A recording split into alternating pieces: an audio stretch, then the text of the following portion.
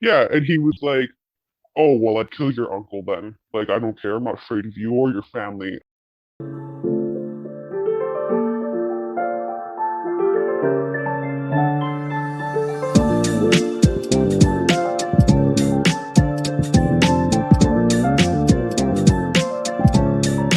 Hey.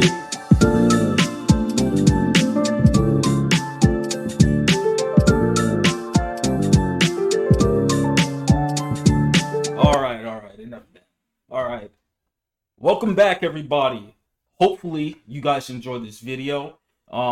I had to edit the voice of this individual, trying to respect their privacy, allowing them to remain anonymous. Well, hopefully, you guys enjoy it. Also, please, guys, give me a like, a comment, a subscribe, or something. All right, let's get to the video.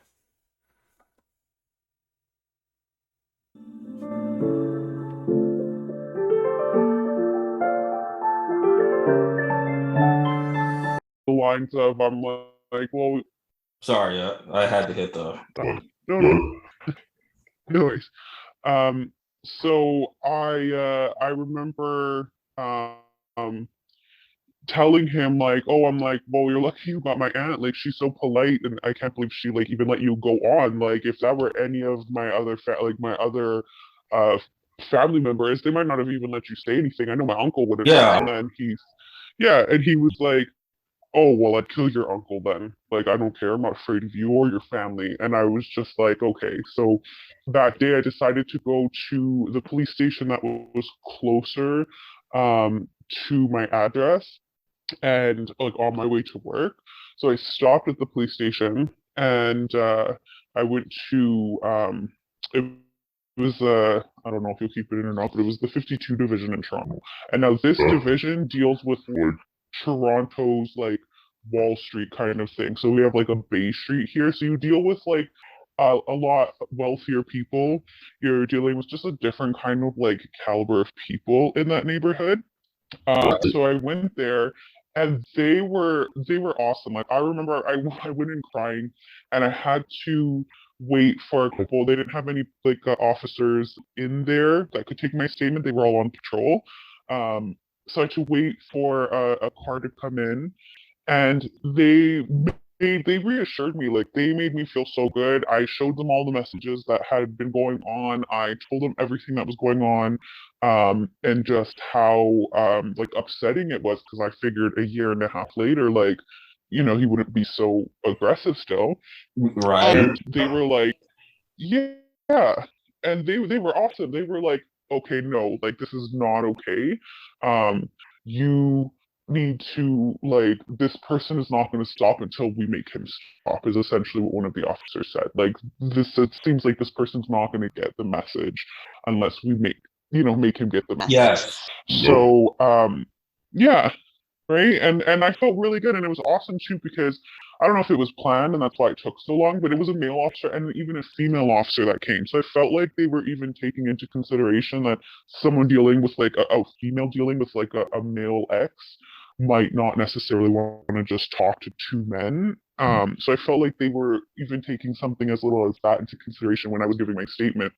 And they ended up having like a specialized unit, like I think it was like I can't remember what it was, but she was like a detective, not like a patrol officer, I guess. And she took my statement. I was going back and forth with her for emails, but because the address that we lived at was on the other side of this dividing street, I had to have all my stuff sent over to the 14 division, which is the division there, even though it's like so much further from where I was. I was just in their jurisdiction. And that's when I was completely discouraged from going and pursuing my restraining order. I was told by the officer, yeah, just so you know, if you decide to go through with this, they're going to dissect everything in your life. Like they're going to go through everything. They're going to try to ruin your character on the stand. You're going to be put through a lot. And I was like, okay, like this Well, is they complete, like, yeah, told you that they're gonna ruin your character. Yeah, they said they're gonna try to like find holes in every story that I give. They're gonna try to find holes in it, and they're gonna try to find things Okay. to make me, yeah, like less not reputable, but there's a word for it, like just kind of ruin your reputation, like um like Yeah, They similar I've to seen in like law movies. yeah. right. Yeah, similar to defamation, basically. Yeah. Yeah, like saying like, well, like, yeah, like, okay, well, let's try to make her not seem like a credible witness. Now, let's try to find ways to make the judge or the jury question if she's being honest in her stories, or question if she has motive or something to gain by doing this and stuff. And he told me that they were going to put me through the ringer, and that he wasn't sure if that was something I wanted to do. So he basically said, like, I really want you to think about this, which just was like a complete 180. Like the other precinct was like, no, like this has to stop. Like, you poor thing. Like, like, we'll help you. We'll be there with you through every step of the way. They were already giving me like victim service information, telling me like numbers I can contact for like support. And then the other division, the detective was just very much like, when it comes to cases like this in the court system, a lot of times like it doesn't go well for the woman, like, and then he proceeded to tell me about like they're going to try to ruin your character, they're going to try to find things to make you not seem credible. Right, but Make you it very have messy. you I have remember him receipts saying that. though, right? Yeah, I did. I have like I had sent them all screenshots of like showing them just how like manic and bipolar he was, because like it would be like, it was like clockwork. Like every 2-3 months he would So go from, "You're the best thing of my life." Yeah. Wait, how would he harass you? Would it be like through Facebook, social media? Um, so I started blocking him on everything. So he didn't have social media when we were together, but he started finding my social media as he was signing up to those platforms. So like no, I he didn't went, have him. So I had, go He ahead. went far and beyond, didn't he? Yeah, and for me, that's why, like, that was the thing about it that made me even like made his behavior a little bit more concerning, was if I'm out of your contacts for a couple years now, and like there's no connection with us anymore, when you sign up to Instagram and you sync your contacts, like there's no reason for me to pop up on your screen anymore. If you're finding me on a platform that you're just signing up to, you're Right. seeking me out, you know? So I had him like I blocked his number on my phone. So it was originally Snapchat. He was like messaging me on Snapchat, and at first I didn't block because we've been living together. So there were things that kind of come up after a while where it's like, oh, this was in your name, this came to the house or something, right? So I was trying to be amicable, and I was like, might do our best here. And then, it would go from like a nice message to like, oh, you're a horrible person, and I hope bad things happen to you. Watch your back, because I'm gonna come slash your car tires. Like, just like, Are you serious? Like, what the hell? Yeah. well, Like, I was like, oh, okay. It's been 7 years. I'm not sure if they'll still have you do a restraining order since it's been that long. Did they mention anything about a peace bond?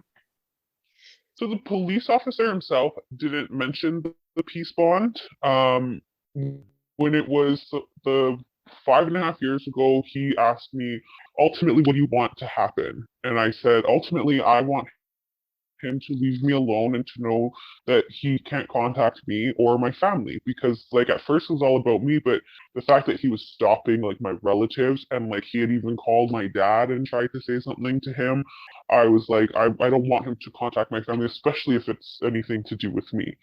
So the officer ended up emailing him. I don't know if he spoke on the phone or if he emailed him, but he emailed me, and then said, I have spoken to him, and he has agreed to not contact you anymore, and he has asked that you not contact him or his family anymore. And I kind of thought that was a little bit funny too, because I was like, I haven't been. The only contact, there was one contact that I had with his dad after, where I was like, please, Mr. Blah blah, can you just, like, I don't know, maybe he will respect you enough to leave me alone if you ask him to. And that was the only, like, me reaching out to his family regarding him in that situation. So other than that Right. one phone call, I had not, like, and I didn't even have his sister. 2 years together, I didn't even have his sister's, like, phone numbers, like, or his parents' phone So numbers. So or when anything was the like that. It most was recent? The most Harassment. recent one was Yeah. like less than a week ago. Less than a So week I ago. started my TikTok. Yeah, I started my TikTok, and our breakup story is a little bit funny, and everyone, was trying to have a story go viral. So I posted like a little, like, story time. Let me tell you about this crazy breakup that I went through. I didn't even Oh, say this relationship. Like, I didn't give details. I didn't say his name. Right. I didn't name any of the places in there. I just thought, like, this is a funny, like, cheating breakup story. Let me see if anyone else, like, has kind of had similar things. Like, let's all share our funny stories because now we can laugh about it, you yeah. Yeah, know? a lot of people do those. Yeah, like, you hop on the trend and you're like, oh, this is a sound that's going. This is tell me about a time, and you're like, let me tell you about that time. Um, How do you so find yeah, that was the most recent one. Sorry? How did he find it? That's what I don't know. Like, the only thing I can think of is when I first made my TikTok, I put my first and my last name because in my head I was like, oh, fuck, oh, famous on TikTok. Like, all the famous people put their first and their last names on there, so I'm gonna be like them. Um, so I think he found me because he searched me up. Like, for me, there's no reason for him to have found me, unless, like, he still has my phone number in his contacts. Because then when you sync your contacts, like, you start seeing your contacts content on your page. Um, but again, I just find it weird because after all these years, I don't know that he has my information still. And when I saw that he had found my TikTok, like, I just, like, my initial reaction was like, wow, he's still searching me up. Like, he like, for me, it felt like you have to go out of your way to find me. Like, you had to to Oh search yeah, my name, yeah. you had to have done something to do this. And I had this theory. I had this theory that my mom and sister were just like, yeah, that's a theory. But I had a feeling because about, like, 2 years ago, one of his girlfriends reached out to me on Facebook, which, again, I'm like, him finding me, sorry, on Instagram.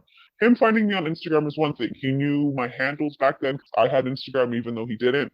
But her finding me on Instagram, you have been giving your current girlfriend a lot of information about me for her to Yeah. sleuth and find me.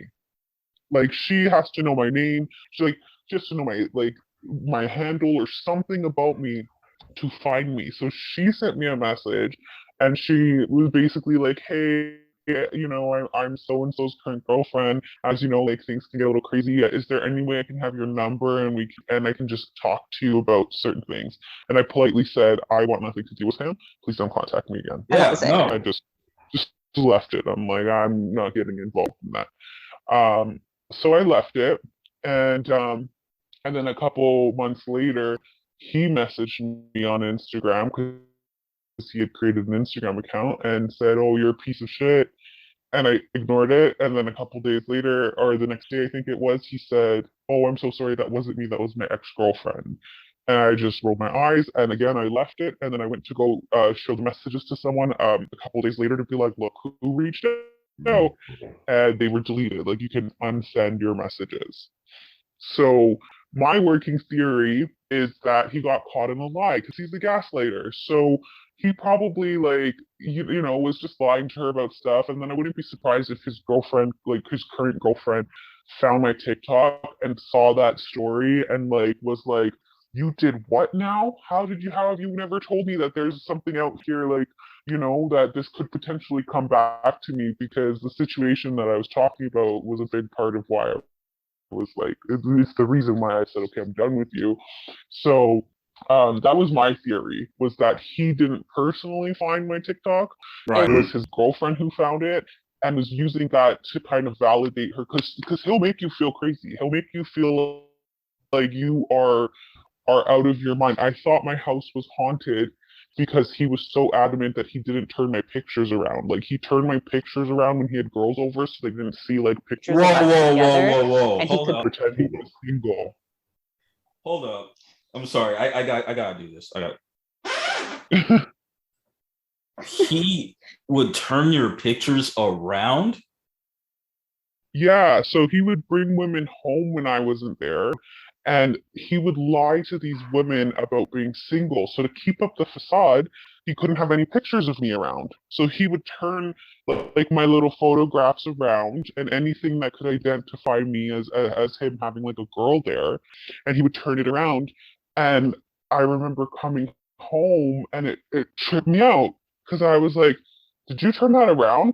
I was personally thinking like he was cleaning and got careless and like turned it around, and Had had he he been smart enough to say something like that, I might have been like, oh, okay, yeah, thanks for trying to clean. Next time, keep this on the outside. It's a display.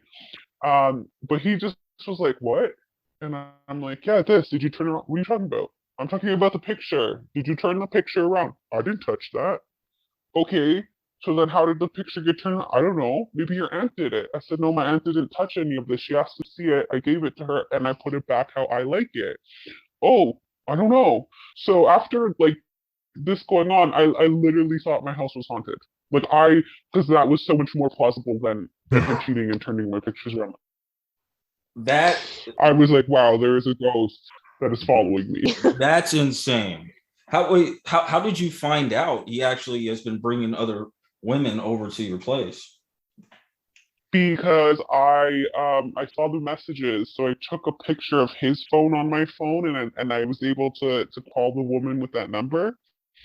And she was just one of many. Like, this was like one of the last ones, not one of the first ones. And I knew she had met him at the old address because it was the like the coffee shop that he would go to that was nearby, and that's where she had met him. And what tripped me out too was that when I told her who I was, she goes, "Oh my God, you're her?" And I said, "Yeah, I'm her." And she told me details about my life. And I said, "How do you know that about me?" And she goes, "He talks to me about you all the time, but he told me you were his ex-girlfriend and you're crazy." And I was like, "Oh, Nobody okay, does so that. you right." Like, I'm like, how do you like she knew things about me. And when she was telling me like, yeah, he told me you worked here, that, this, that, like things that had happened recently, he was telling her were things that happened like when we broke up X amount of blah blah blah ago. And but that was like weird to me because I felt like you know so much about me and I don't know who you are, and I might not have ever known who you are if I just didn't happen to glance at his phone while he was taking a nap. and I didn't I've glance at it. never heard. Anybody talking to their girlfriend about their ex on a regular basis, giving information about them, that's not normal. That's not normal at all. Yeah, and like I wasn't sleuthing, honestly. Like I found the messages because I got a phone case for him, one of those flip phones for like as a stocking stuffer. And he didn't put it on at Christmas, and he finally put it on a couple weeks later. And I was like, oh, like it passed out, and I'm like, oh my God, he's finally using the phone case. So I went to just like I was thinking about getting one for myself, so I wanted to see how it fit, how it felt. And then when you open those cases, the screen opens up, right? Because it's like one of those like like wallet style ones. And so when I opened it, I saw the message, and it was like this girl like, "Are you mad?" And I'm like, "Okay, that's weird." So I went and looked. And another reason why I'm confident it was happening the whole time was because um he never had his text messages saved on his phone. All of his messages were constantly deleted. So if you ever opened up his messages, there was like nothing there except for maybe the last day or two of messages. And I remember asking him, "Why do you do that?" And his answer was, "Oh, to save space on my phone because messages take up a lot of memory." And I just was like, oh, Yeah, no. Okay. yeah, I guess so. Sure. But yeah, that was the weird thing, and that's why I think I don't think he's been personally finding me because he's not that clever, and I've never seen him be good at figuring something out, like really, when we were together. So I think he's been going on about me with his relationship since we've broken up, and it's the girls after being gaslit by him for so long that are like, okay, I need to talk about this with the one that seems to be like I'm his origin story to these girls probably. That is insane. That is completely insane. All right, Sherri, if it's all right with you, I would like to do a part 2 with you. So if it's Right. yeah, let's stop here.